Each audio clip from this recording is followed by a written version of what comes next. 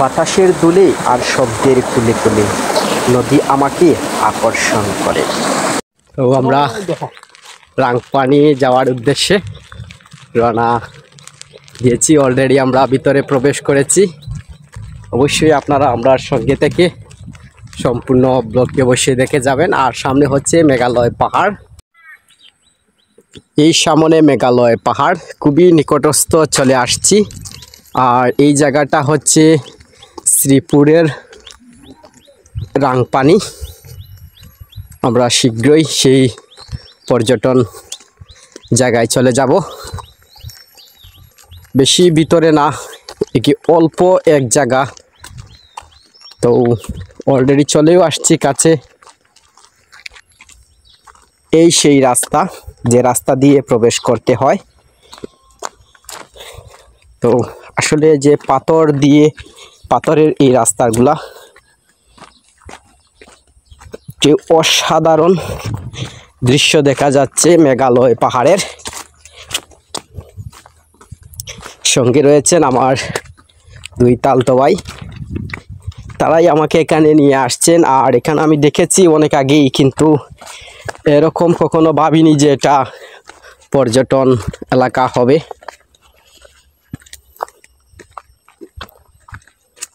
আর রাস্তাগুলো অনেক গভীর।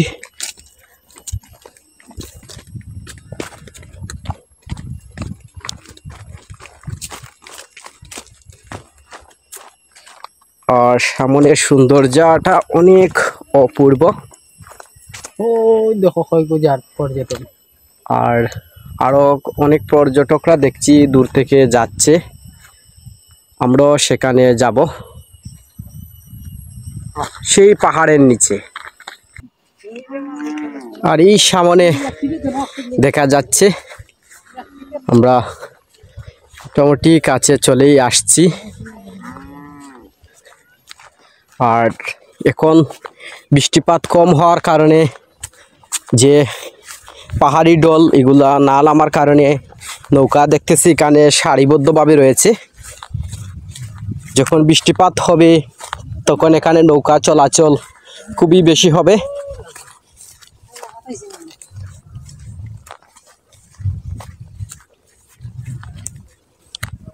যখন বর্ষা হয় এখানে প্রচুর স্রোত থাকে, যে পাহাড়ি ডলের এটাকে অনেক সময় জোয়ার ভাটাও বলা হয়, কারণ সকালে আসে বিকালে চলে যায়, এরকম পরিস্থিতি থাকে তাই। আর এই যে নিচে দেখছেন ঘর বাড়িগুলা, এগুলাও ডুবে যায়। এগুলা তারা যখন বর্ষার সিজন চলে যায় তখন তারা এগুলা ঘর বাড়ি আবার বানায়। আর বর্ষার সময় আসলে তারা এখান থেকে চলে যায় উপরে। আর এই সময় যে মাঠে, যে নদীর নিচে যে গরু ঘাস খাচ্ছে, আসলে এটা এই সময়টুকু হওয়ার কথা নয়।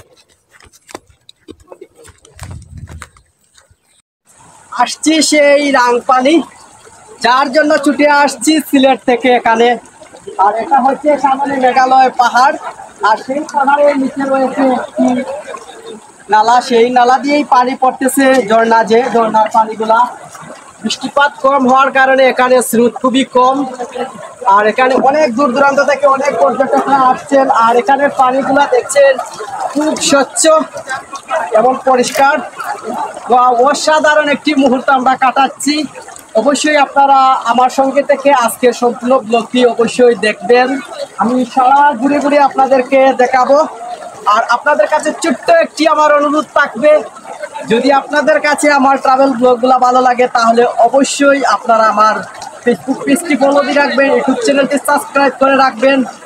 আর চলুন আমরা সবাই মিলে একসাথে দেখি। আপনারা এতক্ষণ ধৈর্য সহকারে আমার ব্লগটি দেখেই যাচ্ছেন, তার জন্য অসংখ্য ধন্যবাদ এবং অভিনন্দন। আর তার মধ্যে আমার একটি ছোট্ট আগেই রিকোয়েস্ট থাকবে, যদি আপনারা আমার এই পেজে নতুন হয়ে থাকেন বা আমার ইউটিউব চ্যানেলে নতুন হয়ে থাকেন তাহলে অবশ্যই সাবস্ক্রাইব করে নেবেন। আর আমি এখন আপনারা পরিবেশ দেখতে থাকেন। আর আমি তার মধ্যে বলে যাচ্ছি যে এখানে আসার কিছু লোকেশন। আমি আসছি সিলেট শহর থেকে। যদি আপনারা চান সিলেট শহরের যে বাস টার্মিনাল রয়েছে সেখান থেকে আপনারা 120 টাকা নেবে, আপনাদেরকে সরাসরি নিয়ে আসবে। এটা নিবে জাফলংয়ের ভাড়া। আর তখন আপনারা জাফলং ঘুরে আসতে পারেন। তারপরে জাফলং ঘুরে আসার পর এখানে রয়েছে শ্রীপুর, এটি আরেকটি পিকনিক স্পট।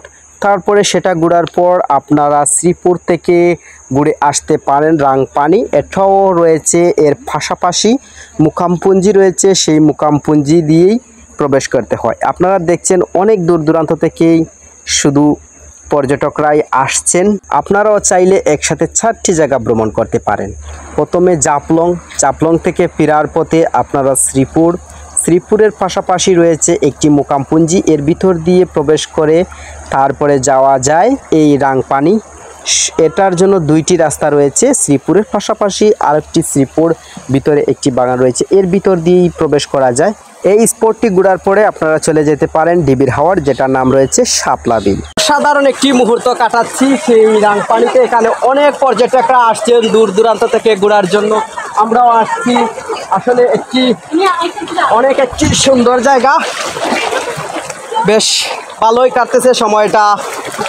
আমরা আরো সামনে যাব সেই পাহাড়ের নিচে। অসাধারণ একটি মুহূর্ত, বেশ ভালোই লাগতেছে। আর যে পাহাড়ি বাতাস আসছে, অসাধারণ একটাই অনেক তৃপ্তি। আর এই যে পানির যে ঝিরঝির শব্দ, যেমন প্রাণটা খুলে যাচ্ছে এই খোলা আকাশের নিচে। আরো সামনে চলে যাব, অবশ্যই আপনারা আমাদের সঙ্গে থেকে আজকের এই ব্লগটি সম্পূর্ণ উপভোগ করুন। আর সৌন্দর্যটাকে আপনারা এখান থেকে উপভোগ করুন।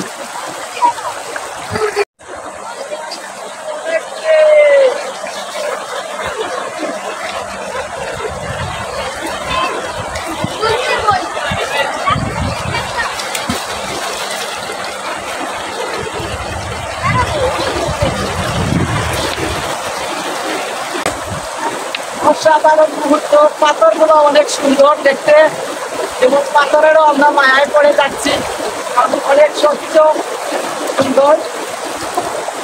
আপনারা যত সামনে এগিয়ে যেতে পারবেন ততই আপনার মনে একটি প্রশান্তি জাগবে। আর যতই কাছে যাচ্ছি ততই আমরা এই যে ঝর্ণার পানির শব্দটা খুবই মনটা কেড়ে নিয়েছে। আর অনেক শব্দ হচ্ছে, যা আমার কানে এখনো বেশি রয়েছে।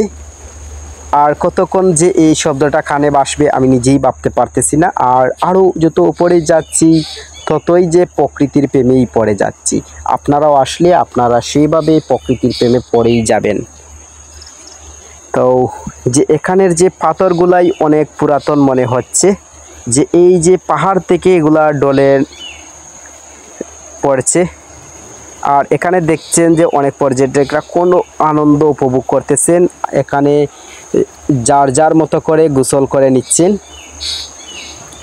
আর এর পানিটা এত স্বচ্ছ যে এর গভীরতা কতটুকু উপর দিকে তাকালেই বোঝা যায় পানির নিচে গভীরতা কতটুকু।